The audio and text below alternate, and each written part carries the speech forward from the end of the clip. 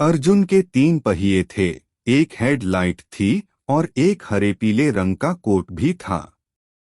दिल्ली के बहुत बड़े परिवार का वह एक हिस्सा था।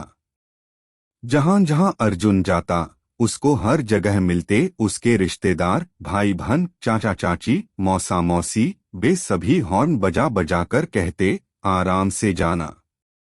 वह भी जवाब में हॉर्न बजाता, अच्छा ठीक। अर्जुन दिन रात बहुत मेहनत करता। फटफट्टू का टूका टुक वह चलता रहता, फटफट्टू का टूका टुक।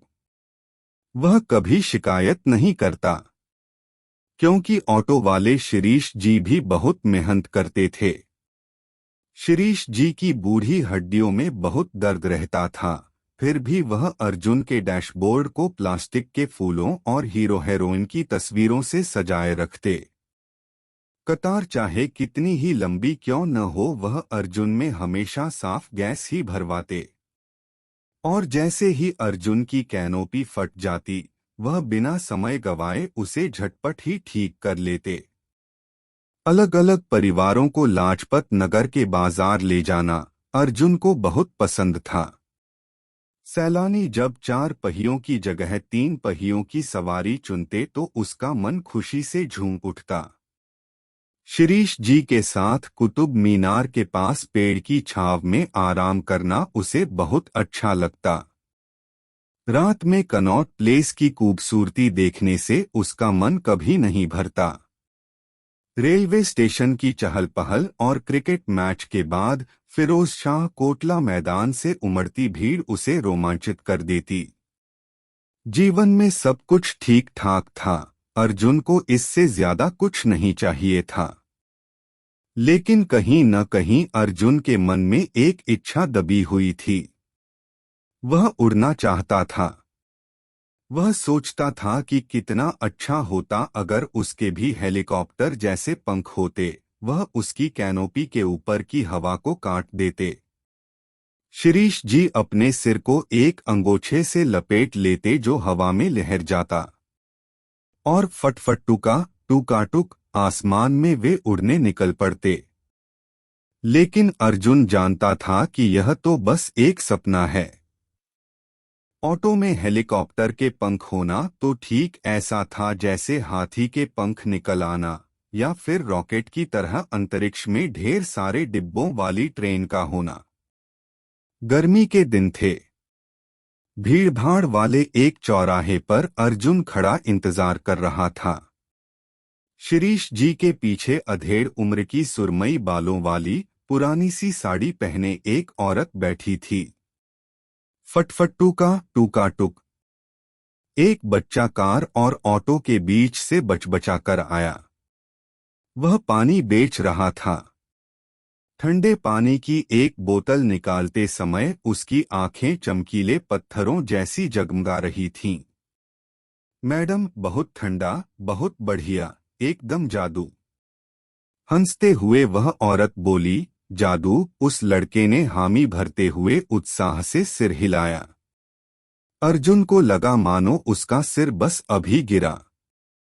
हम सबको और क्या चाहिए? थोड़ा सा जादू, उस औरत ने कहा। बच्चे को कुछ रुपए देकर उसने 2 बोतलें खरीद लीं। उसने एक बोतल शिरीष जी को दे दी। शिरीष जी खुश होकर मुस्कराने लगे। मुस्कराते ही पान से रंगे उनके दांत दिखने लगे। उन्होंने जल्दी से पानी पिया, फिर भीड़ छंटने लगी। लो, जादू तो अभी हो गया, शिरीष जी ने मजाक में कहा। उस औरत ने भी पानी पिया और पीते पीते आगे बढ़ते अर्जुन पर भी थोड़ा सा पानी छलक कर गिर गया। फटफट्टू का टूकाटुक करते हुए वह आगे बढ़ा और अपने एक भाई को मुस्कुराकर कहा, हेलो। आगे बढ़ते ही अर्जुन को अचानक महसूस हुआ कि उसके पहिए पर दबाव कम होने लगा है, उसके सामने की भीड़ छंटने लगी है और वह बहुत आराम से आगे बढ़ गया है। जाने दो अर्जुन भाई, उसके चाचा ने कहा। खुली साफ सड़क को देखकर शिरीष जी हैरान रह गए।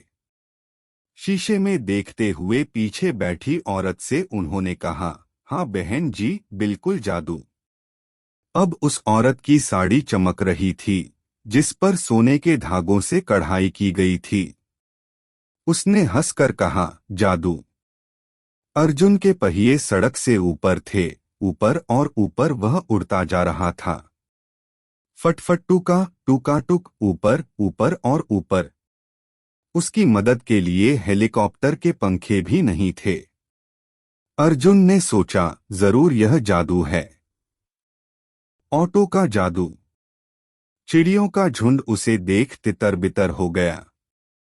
अर्जुन की हेडलाइट जगमगा उठी। अर्जुन जवाहरलाल नेहरू स्टेडियम और इंडिया गेट के ऊपर से उड़ रहा था। उसे नीचे दिखाई दिए हुमायूं का मकबरा, यमुना नदी और अक्षरधाम का भव्य मंदिर। उसे सड़कों का बहुत बड़ा जाल दिखाई दिया, मानो किसी शरारती मकड़े ने बनाया है। फटी आंखों से शिरीष जी खुशी में चीख रहे थे। न तो वह हैंडल बार को पकड़े हुए थे और न ही गाड़ियों से बचने की कोशिश कर रहे थे। उस औरत ने अपनी सुंदर साड़ी को ठीक किया। शीशे में देखते हुए वह बोली, भाई, आपका चेहरा। शिरीष जी ने शीशे में खुद को देखा तो उन्हें एक हीरो जैसा चेहरा दिखाई दिया। उनके दांत बिल्कुल सफेद और शरीर चमक रहा था। जोश में चिल्लाकर उन्होंने कहा, हमें और पानी पीना चाहिए। लेकिन हम क्या कर रहे हैं? अर्जुन ने सोचा। हम कहाँ जा रहे हैं? अगर मुझे चलाया नहीं गया तो मेरा क्या होगा? अर्जुन ने अब से पहले कभी इतना आजाद महसूस नहीं किया था और न ही इतना परेशान। उसकी जानी पहचानी दुनिया में हर सफर का एक मकसद था, हर मंजिल के आगे एक नई मंजिल थी। शोरगुल भरे रास्तों से कहीं ऊपर इस शांत माहौल में अर्जुन को याद आ रही थी मोटर कारें, साइकिलें और बसों से पटी सड़कें। उसने नीचे देखा।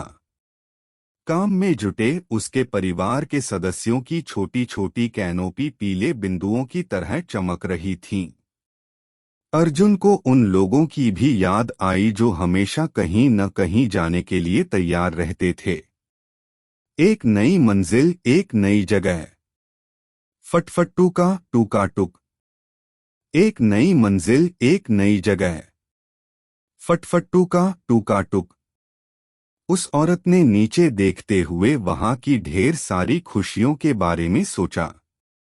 साड़ी की चमक उसे याद नहीं रही। मैं तो अपनी बेटी और उसके बच्चों से मिलने जा रही थी, उसने सोचा। वे तो मेरा इंतजार कर रहे होंगे। यही तो है मेरे जीवन का असली जादू। अब तक शिरीष जी भी अपने हीरोनुमा चेहरे से थक चुके थे।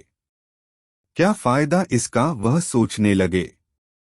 जीवन में ऐसा कुछ बहुत पहले कभी उन्होंने चाहा था, लेकिन अब वह जान गए थे कि जो सच है वह सच ही रहेगा। शिरीष जी को अब अपना ही चेहरा चाहिए था। अर्जुन की हेडलाइट मध्यम पड़ रही थी। उसे अब सब कुछ बेकार लग रहा था। वह शिरीष जी की बातें भांप रहा था। अब वह उस औरत के भावों को भी समझ सकता था। वह नीचे और नीचे आया। उसे शहर की गर्माहट महसूस होने लगी थी। जितना करीब वह पहुंच रहा था उतनी ही ऊर्जा उसे मिल रही थी। शिरीष जी फिर से काम में जुट गए थे। उस शहर के जाने पहचाने जादू के नशे में हर सिग्नल, हर साइन बोर्ड, हर मोड़ उनसे कुछ कह रहा था। बहुत जल्द उनका पुराना जाना पहचाना चेहरा फिर शीशे में दिखने लगा था। वह जानते थे कि उन्हें कहाँ जाना है, लेकिन उसका चेहरा चमक रहा था। वे जमीन पर पहुंच गए थे। अर्जुन के पहियों ने गर्म सड़क को छुआ। इंजन ने राहत की सांस ली। फटफट टूका टूका टुक। ध्यान से जाना भाई, सड़क के नुक्कड़ से उसके एक भाई ने कहा। ऊपर की एक खिड़की से उस औरत के नाती नातिन ने हाथ हिलाया।